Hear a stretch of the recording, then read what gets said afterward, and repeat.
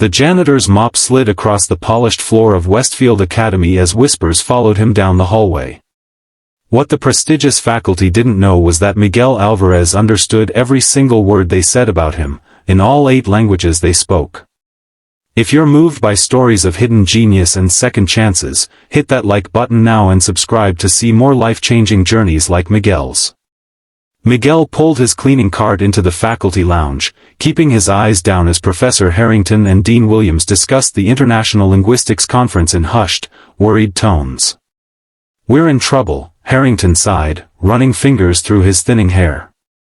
"Our keynote speaker just cancelled, and we have representatives from 12 countries arriving next week. This could ruin the department's reputation." Miguel pretended not to hear as he emptied trash bins. His hands trembled slightly as memories flooded back, memories of lecture halls in Barcelona, of his own students hanging on his every word, of a life before everything fell apart. At home that evening, Miguel's small apartment felt especially cramped. 6-year-old Sofia sat at their wobbly kitchen table, struggling with homework while 9-year-old Lucas played with a worn deck of flashcards. "Papa, I don't understand this math problem," Sofia said, her forehead creased with frustration. Miguel set down the pot of beans he'd been stirring and sat beside his daughter. He explained the concept patiently, first in English, then in Spanish when she still looked confused. Her face brightened with understanding. "You're the smartest dad ever," she declared, throwing her arms around his neck. Miguel's throat tightened. If only she knew. If only anyone knew that before tragedy struck, before his wife's illness drained their savings, before they'd fled to America for a fresh start only to lose her anyway, he had been Dr. Miguel Alvarez, linguistics professor with published papers in 4 languages. "Papa, teach me more Russian words," Lucas requested, holding up his homemade flashcards. Miguel smiled, the weight of his secret identity momentarily lifting as he helped his son pronounce complex Cyrillic syllables. These moments with his children were precious, but they couldn't pay the mounting bills or provide the opportunities his children deserved. The next morning, Miguel arrived early at Westfield to polish the conference room where emergency meetings about the linguistics crisis continued. He worked silently as faculty members streamed in, none acknowledging his presence. Professor Zhang, the department's Mandarin specialist, entered in animated conversation with a visiting scholar. Their rapid Mandarin discussion about dialectical variations contained several errors that made Miguel wince. He focused intently on a stubborn scuff mark on the floor. "The problem is finding someone who can communicate effectively with all the international delegates," Dean Williams announced once everyone was seated. "We need someone fluent in at least 5 languages who understands linguistic theory." "Impossible to find on such short notice," Professor Harrington replied. Miguel's heart pounded as he gathered his courage. He straightened his back, set down his cleaning supplies, and cleared his throat. "Excuse me," he said quietly. 20 pairs of eyes turned to him with expressions ranging from annoyance to surprise. "I couldn't help overhearing," Miguel continued in perfect, academic English. "I believe I might be able to assist with your conference." The silence that followed was deafening. "You?" Professor Harrington finally asked, his tone dripping with skepticism. Miguel nodded, then addressed Professor Zhang in flawless Mandarin, correcting the error in her earlier conversation. Before anyone could recover from their shock, he switched to German, addressing another professor about his recent publication.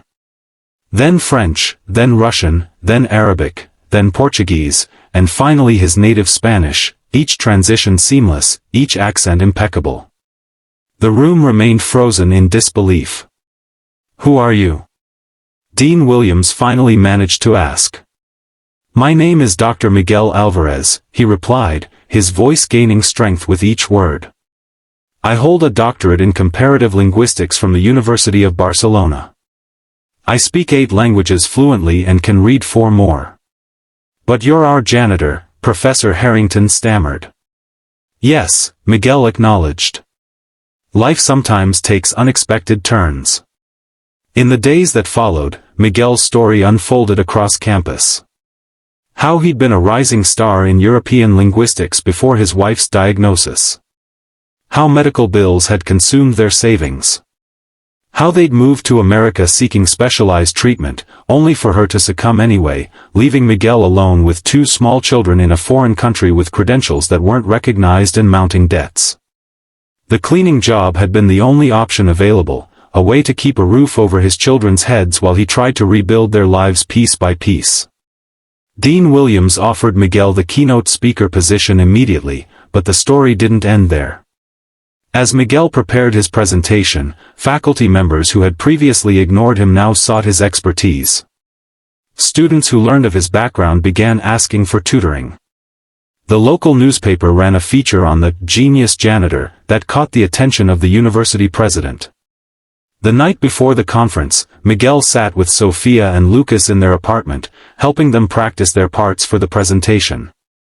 The children had insisted on introducing their father in multiple languages. "Are you nervous, Papa?" Sophia asked, her small hand in his. "A little," Miguel admitted. "It's been a long time since I stood before scholars instead of mop buckets."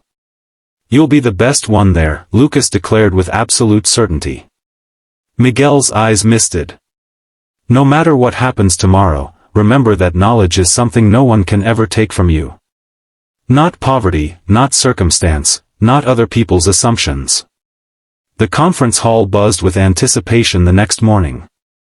International delegates filled the front rows, curious about the last-minute keynote speaker they'd heard so much about. When Miguel walked onto the stage, not in his janitor's uniform but in a borrowed suit, a hush fell over the crowd. His children stood proudly at his side. "Good morning," he began, his voice steady. "My name is Dr. Miguel Alvarez, and until yesterday, most of you knew me only as the man who cleaned your offices." He paused, looking out at the sea of faces. "Today, I want to speak to you about language, not just as a system of communication, but as a bridge between worlds. As someone who has lived in both the ivory tower and the janitorial closet, I have seen how language can both elevate and isolate us." For the next hour, Miguel delivered a masterful presentation on linguistic accessibility that drew on both his academic knowledge and his lived experience. He switched effortlessly between languages, demonstrating how concepts could be lost or found in translation. The audience sat spellbound. When he finished, the standing ovation lasted nearly 5 minutes. In the reception afterward, Miguel found himself surrounded by colleagues, people who now saw him as an equal rather than an invisible presence with a mop. "Dr. Alvarez," the university president said, approaching with determination. "I'd like to offer you a position in our linguistics department, effective immediately." Miguel's breath caught. I don't have my American credentials yet." "We'll help with that," the president assured him. "Talent like yours shouldn't be pushing a broom." Later that evening, as Miguel walked home with his children, Sophia looked up at him with wide eyes. "Does this mean we don't have to be poor anymore, Papa?" Miguel knelt down to her level. "It means things will be easier. But we were never poor in the things that matter most. Like languages," Lucas exclaimed. "And each other," Miguel added, pulling them both close.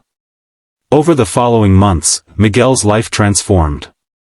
He moved his family to faculty housing. He began teaching classes while working toward his American credentials. A publisher approached him about writing a book on his experiences.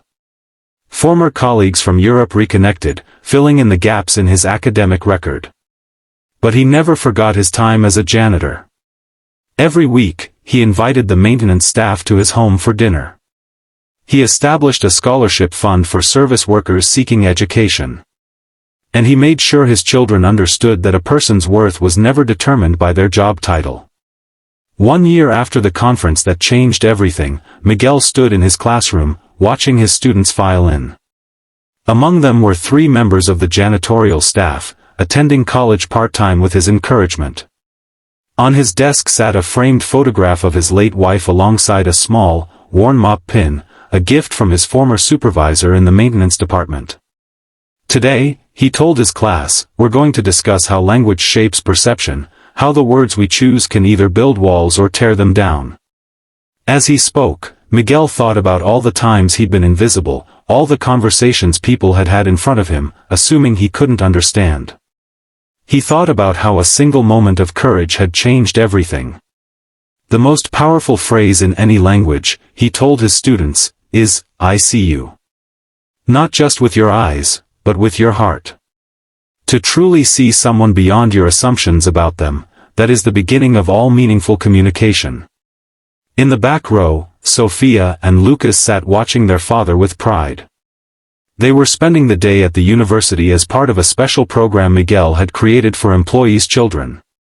That evening, as they walked home across the campus that had once been just a workplace and was now their community, Lucas asked, "Do you ever miss being a janitor, Papa?" Miguel considered the question carefully. "I miss the simplicity sometimes. But I don't miss being invisible." "You were never invisible to us," Sophia said, taking his hand. Miguel squeezed her fingers gently. And that made all the difference. As the sun set over Westfield Academy, Miguel Alvarez, once just the cleaner, now Professor Alvarez, walked with his head held high, greeting colleagues and maintenance staff with equal respect. His journey had come full circle, from academic to janitor and back again, but with a wisdom that could only come from having lived both lives. The languages he spoke had opened doors, but it was his courage to speak up that had truly changed everything.